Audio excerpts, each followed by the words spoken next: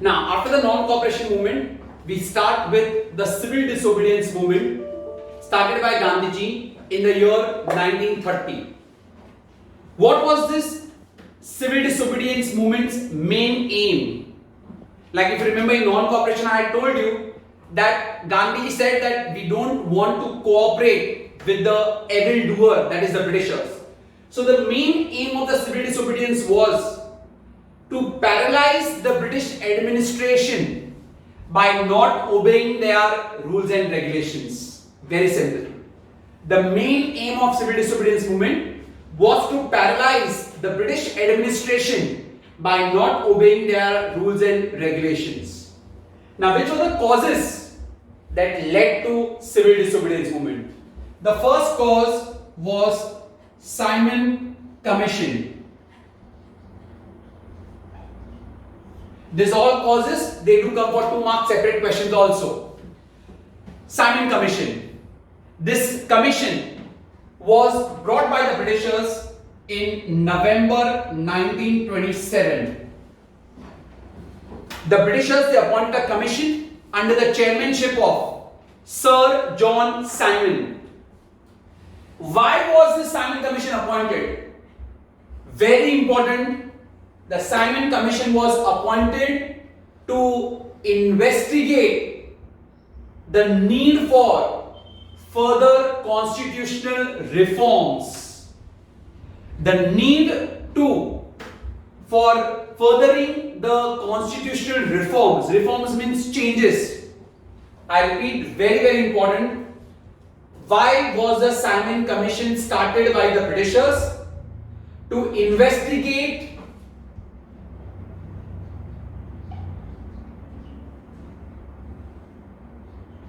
the need to further constitutional reforms.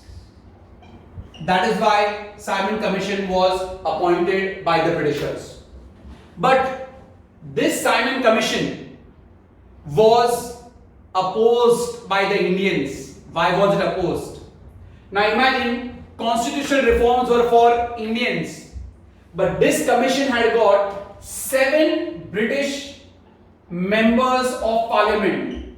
7 British members of parliament, but none was Indian.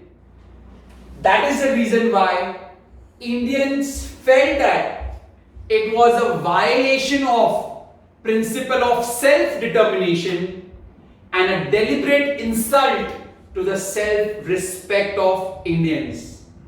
I repeat, it was seen by the Indians as the violation of principles of self-determination and a deliberate insult to the self-respect of Indians.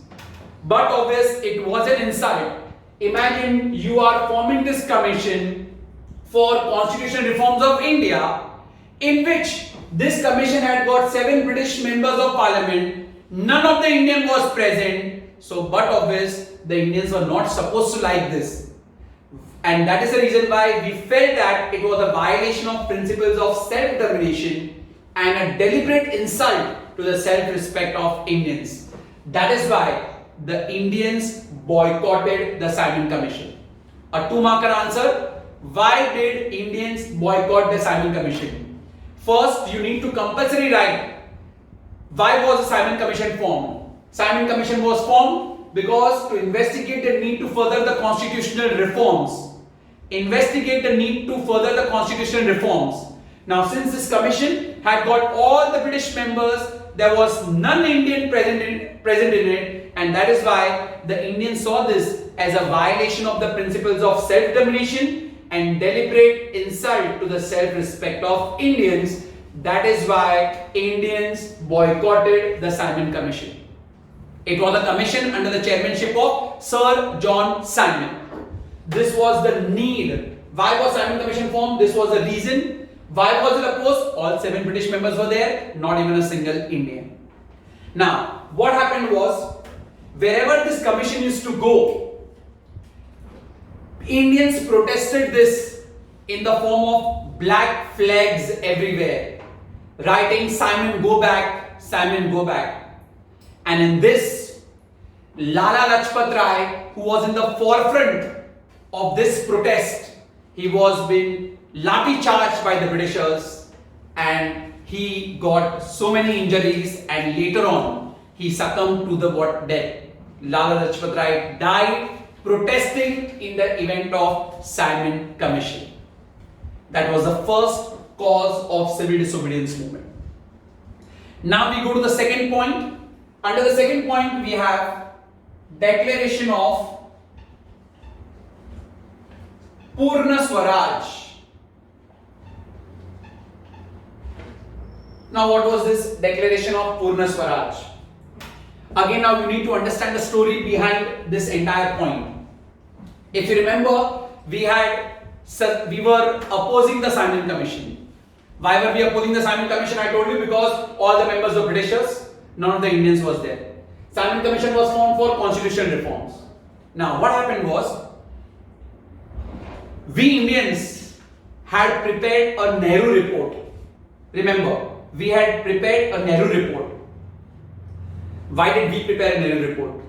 Britishers said that you Indians cannot agree upon a common consensus for constitutional reforms. You all have got no unity amongst yourselves. And therefore, Motilal Nehru had prepared some points about our constitution. And that is why that report is called Nehru report. Now what happened?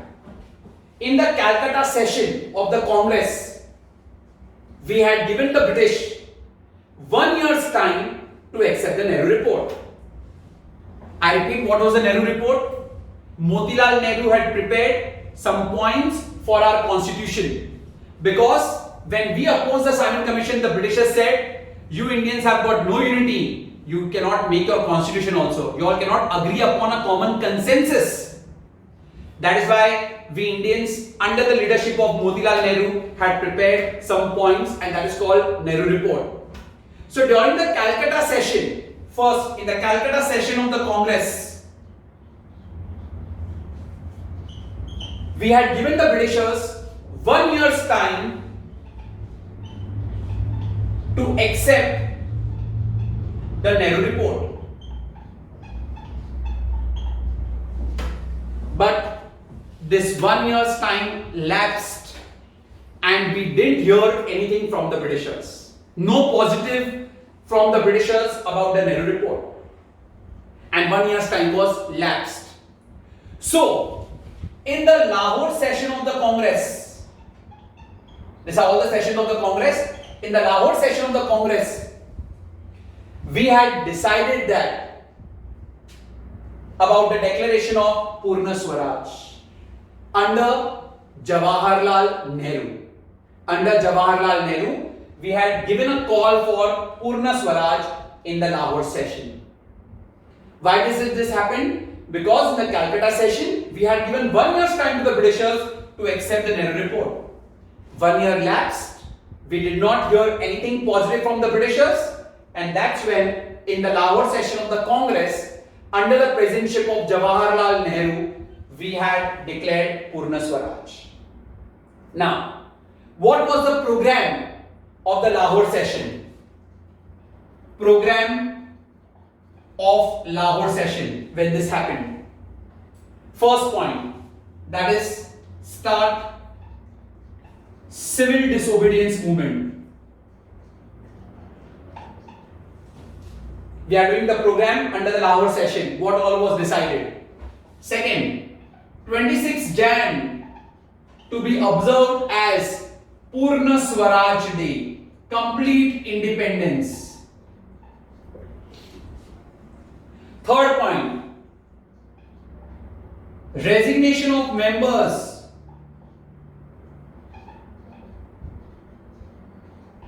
in the legislature. All those who are associated with the British legislature, all Indian members should resign immediately. And the fourth point, that is withdraw all associations. Withdraw all your associations with the Britishers. This was the program of the Lahore session of the Congress, which was held under the presidentship of Jawaharlal Nehru. The program were as follows. First point, we should start civil disobedience movement. Second one, 26 January will be observed as Purna Swaraj, that is complete Independence Day henceforth. Third point, all Indian members who are in the British legislatures should resign immediately. And fourth, we should withdraw all our associations with the Britishers as early as possible. So this was the program of your civil disobedience movement. The third one, the immediate cause which led to civil disobedience movement was your Dandi March. Now what happened was, before the Dandi March, Gandhiji had given a 11-point ultimatum to the Britishers. Ultimatum means some sort of demand were given to the Britishers that you please fulfill our these demands. But again, Britishers as usual ignored those 11-point ultimatum given by Gandhiji, and that's when Gandhiji started with the Dandi March. Now, what was this Dandi March? Gandhiji started his Dandi March from Sabarmati Ashram, where he used to stay, on 12th of March. He started from Sabarmati Ashram. And he was, why it is called Dandi March? Because he was moving towards Dandi. He started from Sabarmati Ashram and he was moving towards Dandi. Dandi is a sea coast near Gujarat. Now when he started this march, many people joined him, and on 6th April, Gandhiji reached Dandi. It's a sea coast in Gujarat. When he reached over there, what did Gandhiji do? He picked up a handful of salt from this sea coast and he broke the salt tax. Out of so many things, why did Gandhiji select only salt tax to be broken initially? Because salt affected all sections of the Indian society. What used to happen was, to manufacture salt and on salt, Britishers used to impose taxes. And salt used to affect all sections of the Indian society. So Gandhiji started his civil disobedience movement by breaking the salt tax. He started on 12th March from the Sabarmati Ashram. On the way, he got many people who joined him in this movement, and on 6th April, he reached Dandi, which is a sea coast near Gujarat, and he broke the salt tax by picking up a handful of salt. Why did he select only salt first? Because it affected all sections of the Indian society. This Dandi March, you can say as the immediate cause of your civil disobedience movement. It was the immediate cause of the civil disobedience movement. So we have got three causes of the civil disobedience movement. The first one was Simon Commission. Second one was the Purna Swaraj program, and third one was your Dandi March. The three causes. You can get that as the 2 mark individual questions also. You can get this as explain the cause of the civil disobedience movement. If they ask you only the immediate cause, answer is Dandi March. Remember, before starting the Dandi March, the Gandhiji had given a 11-point ultimatum to the Britishers, but Britishers did not pay any heed towards it. That is why he started the Dandi March. Is that clear? I'll again give you a summary of the civil disobedience movement. First one was Simon Commission. The Simon Commission was formed in November 1927 under the chairmanship. Who was the chairman? Sir John Simon.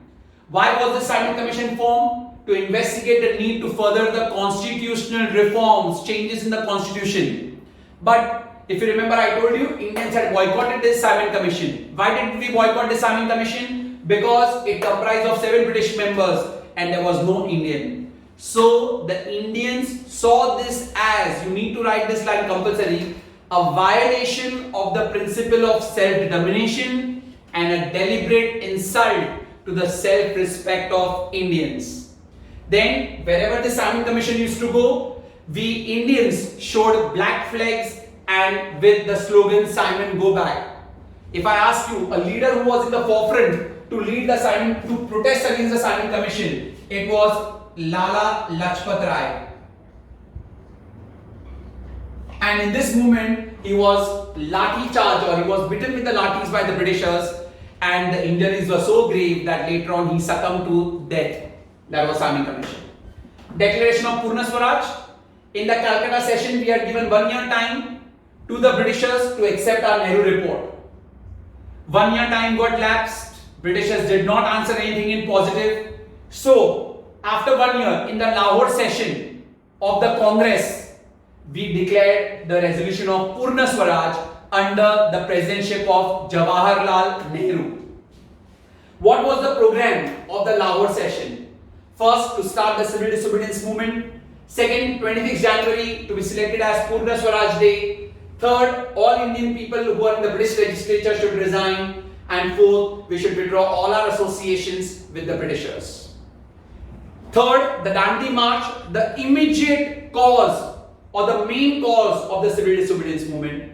Before Dandi March, we had given the Britishers a 11-point ultimatum which the Britishers ignored it, and that is the reason why Gandhiji started with the Dandi March.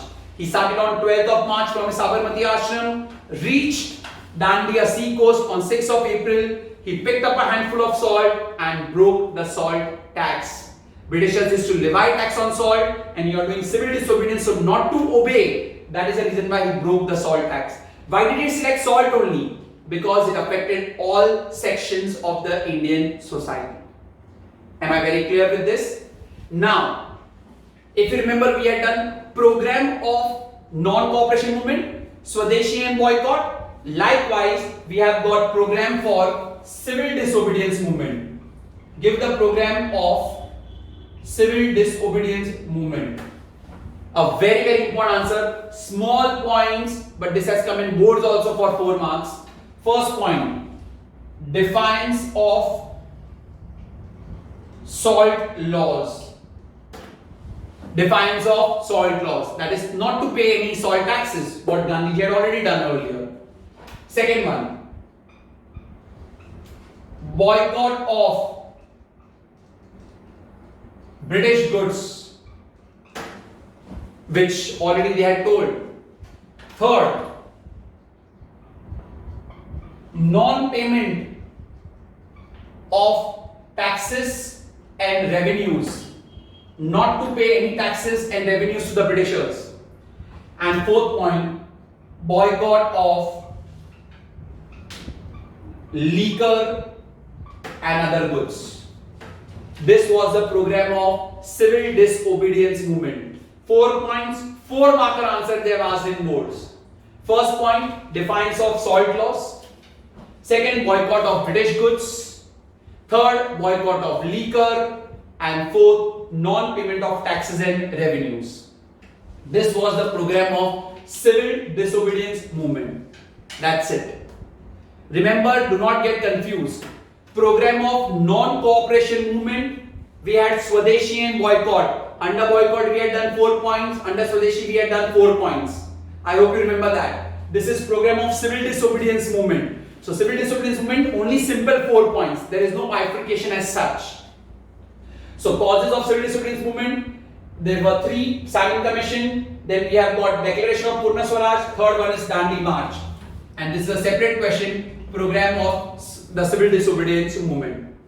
Now, what happened after this? After this, we had got the first round table conference.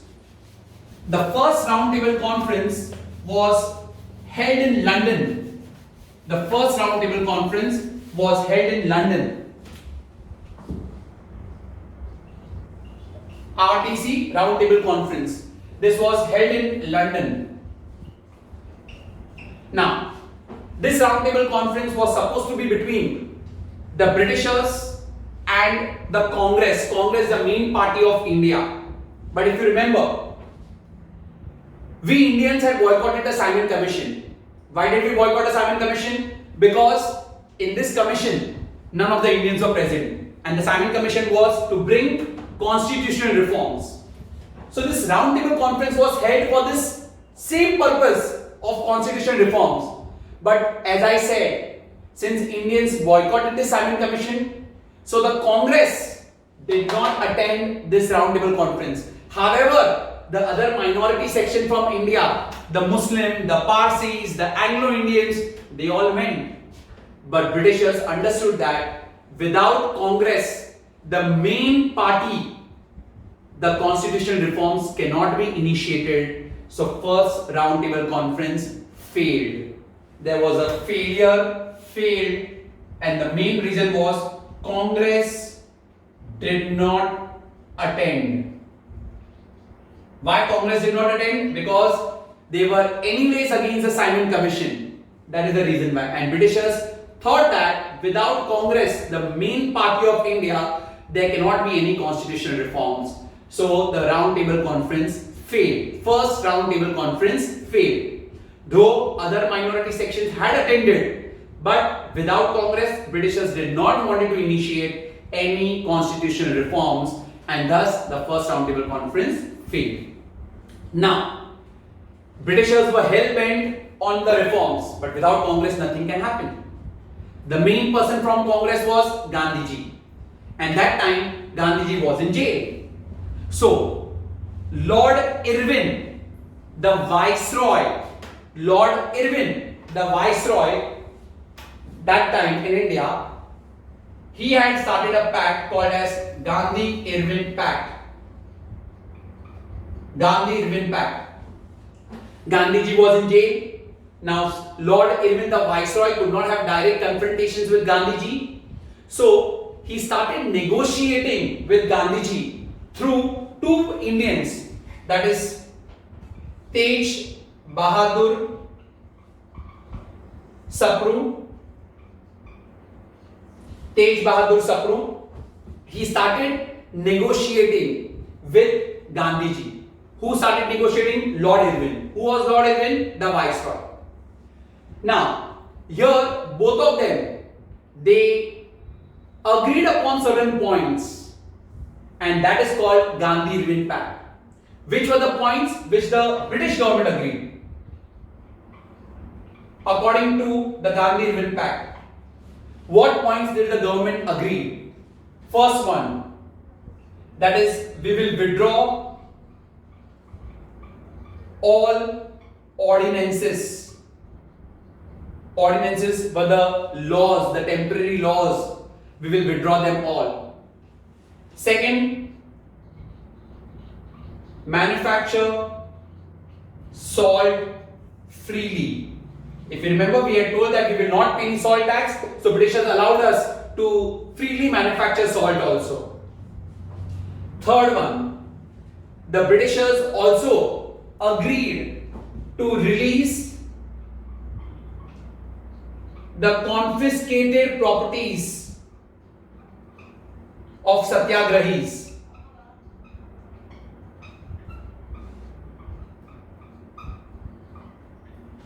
And fourth, they will also release all satyagrahis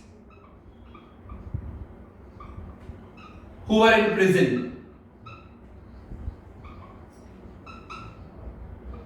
This is what the British government had agreed.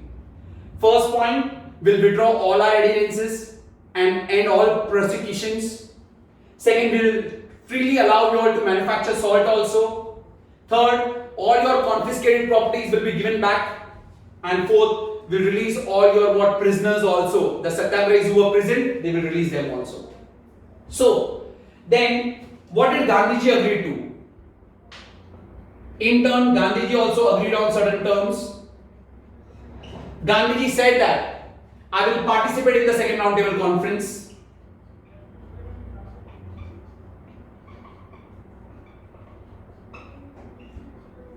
Second, will end civil disobedience movement. the civil disobedience movement which we had started, had actually paralyzed the Britishers. So Irwin wanted Gandhiji to end that, and Gandhi said, okay, fine, I'll end my civil disobedience movement also, because the Britishers were agreeing with this. And third, not to press for police investigation. Don't press for police investigation into anything. So this is what Gandhiji had also agreed. This is called the Gandhi-Irwin Pact. Gandhiji was in jail. Lord Irwin, he started negotiating with Gandhiji through two Indian leaders, Tej Bahadur Sapru and Jayakar. What did the British government agree to? We'll withdraw all our ordinances and end all the prosecutions. Second, we'll allow you to manufacture salt freely without any taxation. We'll release all the confiscated properties of the Satyagrahis. And fourth, we'll also release all your Satyagrahis who are into the war prison. What did Gandhi in turn agree to? We'll come and participate in the second roundtable conference, because first roundtable conference got failed because Congress was not present. Second, I will end my civil disobedience movement, and we will not press for investigation of police anywhere. So this is what Gandhiji also agreed to. Now, remember one thing. Sometimes the school purposely asks you a question. Why was the civil disobedience movement suspended? Students sometimes in excitement start writing about Chauri Chaura incident. That was non-cooperation movement which got suspended. I asked you a question. Why was civil disobedience movement suspended? So your answer will be, in terms of the Gandhi-Irwin Pact, when Britishers agreed for these points, Gandhiji agreed to end the civil disobedience movement. Mind you, do not make a mistake in that. Now, second roundtable conference. Gandhiji, but obvious, will go to the second roundtable conference as a leader of the Congress party, because he had agreed under the Gandhi-Irwin Pact. Gandhiji attended the second roundtable conference. As soon as the conference started, it got deadlocked on the issue of minorities. The conference got deadlocked on the issue of minorities. Deadlock means there were no further discussions happening because of the minorities. Sir, who are the minorities? The Muslims, the Sikhs, the Anglo-Indians, the Europeans. These were the minorities who were in our country. Now, why did this get deadlocked on the issue? What was the issue? All these minorities whom I named, the Muslims, the Anglo-Indians, the Sikhs, they all demanded separate electorates. Very, very important. They demanded separate electorates. Separate electorate means, if there is a Muslim, he will appoint a Muslim leader only in the elections. If there is a Parsi, he will elect a Parsi leader only in the elections. So all these minorities, they started demanding separate electorates. And that is why the round table conference, it was deadlocked on this issue. Now, our main question of independence of our country, that receded into the background. Gandhiji had went to ask for the independence. The Britishers should leave India and give us independence. But where we couldn't even discuss about our independence, because we Indians, the minorities, they were interested in separate electorates. So the main question of our independence receded into the background, and we were over here into the minority issue. Thus, and the Britishers also refused to give India dominion status. They were not even giving us any dominion status. That means no power. Nothing, no power was also given to Indians. They refused to grant dominion status. Thus, completely disillusioned, Gandhiji left from the second roundtable conference, and this also later on failed. Very, very important answer. Why did the second roundtable conference fail? First one, Gandhiji went to attend the second roundtable conference because of the Gandhi-Irwin Pact. As soon as the session began, it was deadlocked on the issue of the minorities. Who are the minorities? The Muslims, the Anglo-Indians, the Sikhs, the Parsis, all of them demanded separate electorates. What are separate electorates? If it's a Muslim, he said in the election, I will only appoint a Muslim only as my leader. A Sikh will only appoint a Sikh as his leader. So that was the separate electorate issue. Moreover, the Britishers also said that we will not grant dominion status to India. And thus, the main question of independence, Gandhiji wanted independence, complete independence, that receded into the background. Nothing was discussed on that. And so, Gandhiji completely disillusioned. He left and second roundtable conference also failed. First roundtable conference, Congress did not attend it because they opposed the Simon Commission. And without Congress, Britishers did not want to initiate any constitutional reforms. That is why it failed. So in order for the second roundtable conference to not fail, Lord Irwin, the Viceroy, he had a pact with Gandhiji through two Indians, Tej Bahadur Sapru and Jayal. Government agreed on the following points. Gandhiji agreed on the following points. And then Gandhiji went and attended the second roundtable conference. But again, this was a failure. A very, very important question. Why did second roundtable conference fail? You need to only remember one thing. The movement, the second roundtable conference got deadlocked on the issue of the minorities because they all demanded separate electorates. Second, Britishers refused to grant India dominion status. And third, the question of independence receded into the background. That's it. And now the last. The last one we have, that is give the impact of civil disobedience movement. How we had the impact of the non-cooperation movement, I told you, very important for 4 marks.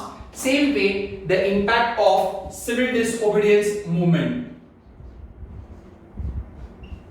Impact of civil disobedience movement. It's the last answer of the chapter. So, again, over here now 4-5 points. A 4-marker answer, very, very important. First point. This civil disobedience movement brought a patriotic fervor in the country. A patriotic fervor in the country.